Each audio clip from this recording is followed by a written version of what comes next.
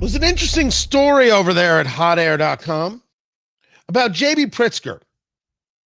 Now, J.B. Pritzker, I don't think I'm a guy who should sit there and discuss other people's size issues.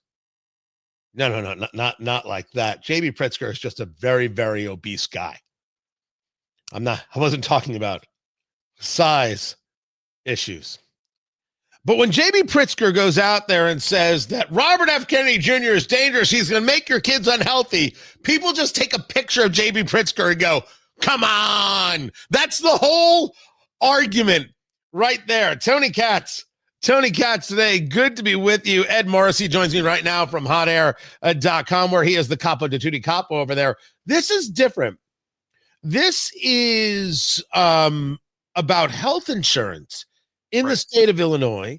And for a guy who has made billions of dollars, it doesn't seem to equate that he doesn't understand that the system that they want to tell us we need more of, which is any level of government-run healthcare, doesn't work. What's the latest here that you have over at hotair.com? So this is from the Chicago Tribune, which did a nice job of reporting on auditor findings in this healthcare program that Pritzker set up in 2020 that was to cover immigrants who were senior age, 65 or older, who couldn't be covered under Medicaid.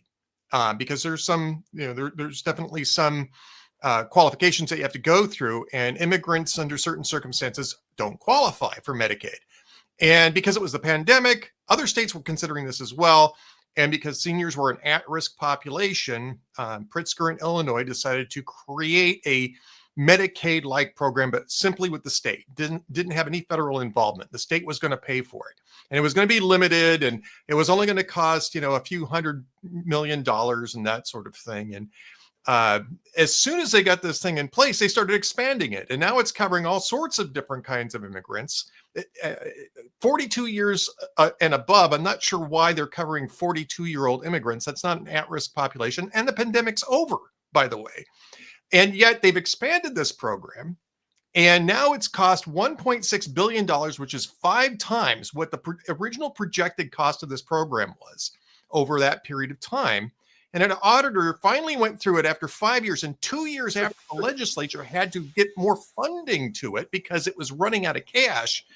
They finally sent in auditors and said, well, here's the reason why. You got a bunch of people in this program who don't belong in it, and nobody's doing anything about it. You've got people in there who have Social Security numbers, et cetera, who should qualify under other programs. So I want to make sure I understand the very basis of this program. Was this a program set up by Illinois to service solely and exclusively people who are here illegally? Not illegally. They claim not illegally, although it turns out that they think that there's a lot of illegal immigrants there in there. These are immigrants who didn't qualify under federal rules for Medicaid coverage. And originally only seniors, and originally because of the pandemic. Okay. So in walking through the program, they discovered that the people who claim to be here legally were actually quote unquote undocumented, which is of course the code word for illegal as all hell. Right. The Chicago Tribune uses the term undocumented, but you're exactly correct. It means that they're here illegally and shouldn't, and Illinois taxpayers shouldn't be covering their medical bills. But you asked the right question, talking to Ed Morrissey of hotair.com. And this is a very DOGE question that you asked. Your question, first question, why did it take 5 years to do an audit? Like that's a standard right. Why did it take so damn long? That's exactly what my point is. 5 years into this program, and not just 5 years into this program, 2 years ago, the state legislature knew that this program was incurring vast overruns, perhaps as much as 5 times of what the projections were. All they did was they provided more money for it, but never asked to audit why it's costing so much more than what the original projections were. Now they've gotten an audit, and J.B. Pritzker's like, oh, yeah, well, sorry about that. Our bad. But isn't this exactly what the DOGE conversation is all about? Yes. Isn't this the conversation that Americans are having? We get checked for everything. We get audited all the time. We're checking our books constantly. We're making sure we've got. Why doesn't J.B. Pritzker care if the program works or doesn't work? And has he been asked that question specifically? I don't know that he's been asked that question specifically. The audit was really just a financial audit, apparently. But Tony, I mean, if you're spending 5 times as much money as you had actually laid out for this program, that's a problem in and of itself. And taxpayers in Illinois are not exactly undertaxed to begin with. And now they're running deficits that they're going to have to make up, probably with more taxes. And it explains why some of the counties close to Indiana are thinking about changing state flags. I mean, they've already had, I think there's 7 of them. They're considering that. Now these are my people, right? Indiana guy here, and people mocked the Indiana General Assembly. They mocked Todd Houston, the speaker, for going down this road about how do we take these 33 Illinois counties and can we bring them into Indiana? We're setting up a working group, trying to figure it out. I'm all in favor. I'm all in favor as long as they will sign that they will not bring any Cook County crazy with them.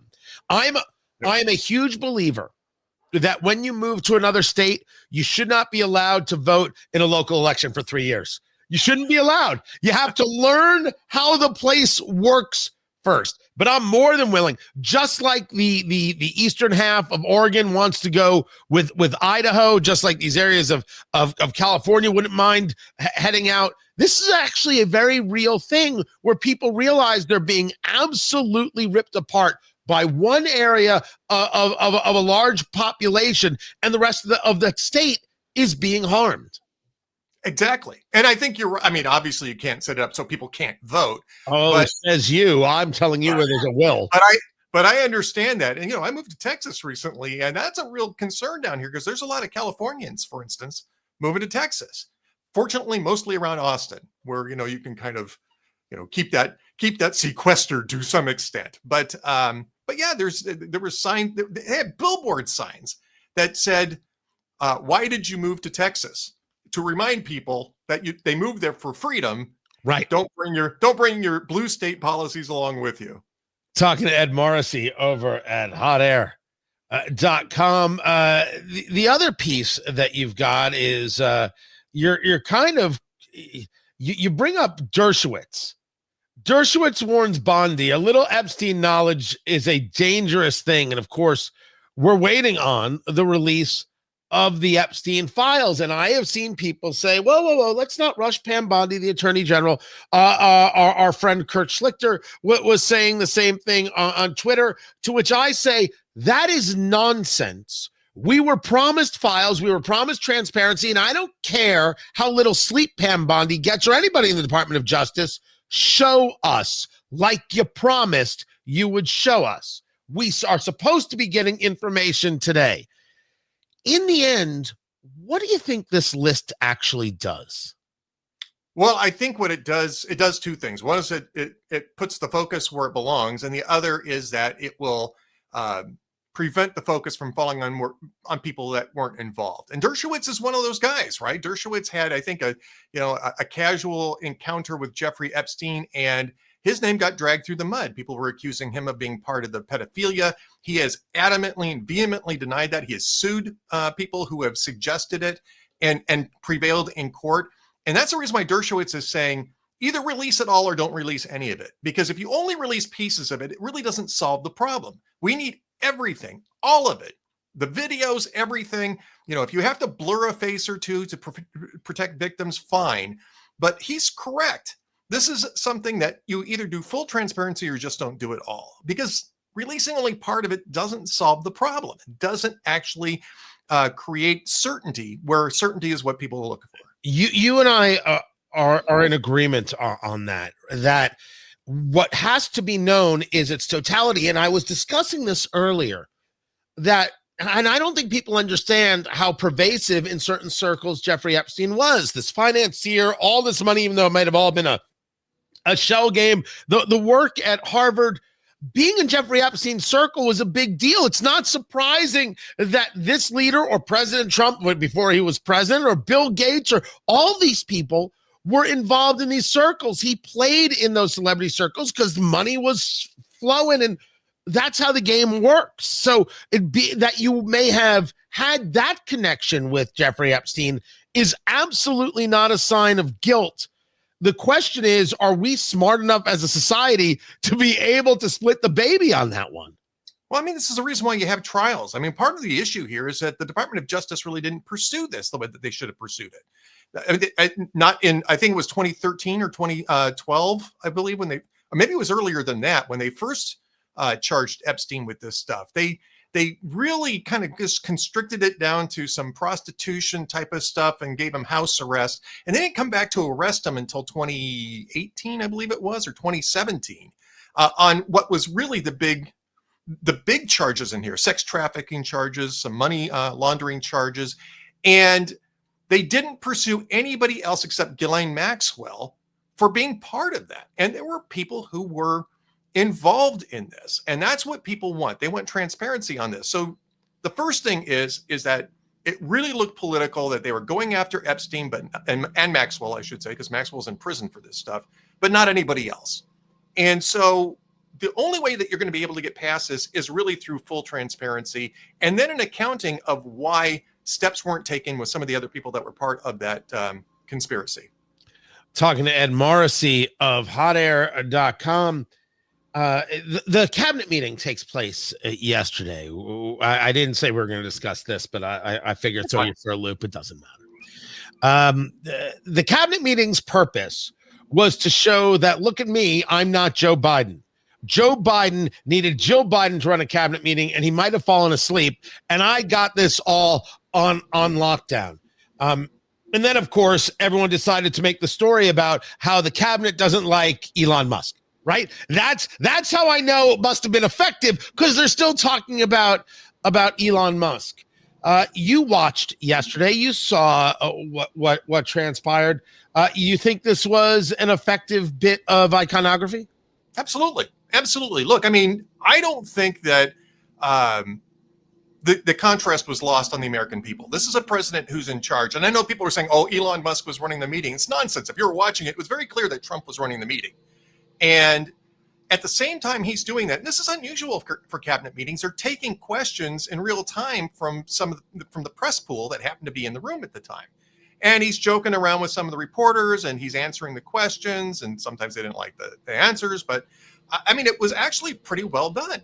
It showed somebody who is in charge, clearly in the moment, understanding what's going on, and pursuing the objectives that he ran on. And I think that that's terribly effective. And I think it's one of the reasons why the media is frustrated by it, even though they're getting more access than they have ever.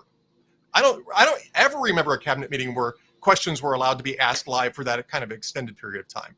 Yeah, I forget who it was that it was Scott Jennings on CNN who quoted Chris Cillizza, who I never am a guy to quote, that Trump took 1,009 questions in his first month compared to Joe Biden's 147.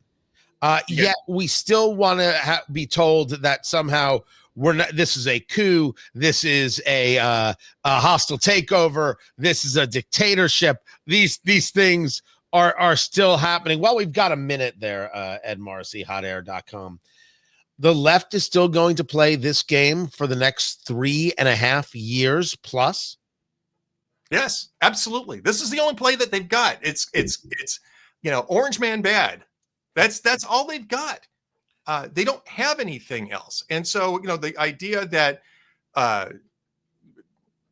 suspending the White House Correspondents Association for determining pool composition for a president who's basically talking to everybody all the time, answering any question live, extemporaneously, that's somehow damaging democracy. When, and Gallup just had this poll out this morning, I don't know if you saw this, basically, or it may have been earlier this week, actually, now I'm thinking about it, but that basically they have reached a new low in media trust. The media has reached a new low in consumer trust, a new low, and it wasn't high before. They're hitting the ground and digging. And so hitting the ground their face planting is I believe the terminology. Ed Morrissey, hotair.com. I appreciate you taking the time, hotair.com. More is coming up. I'm Tony Katz.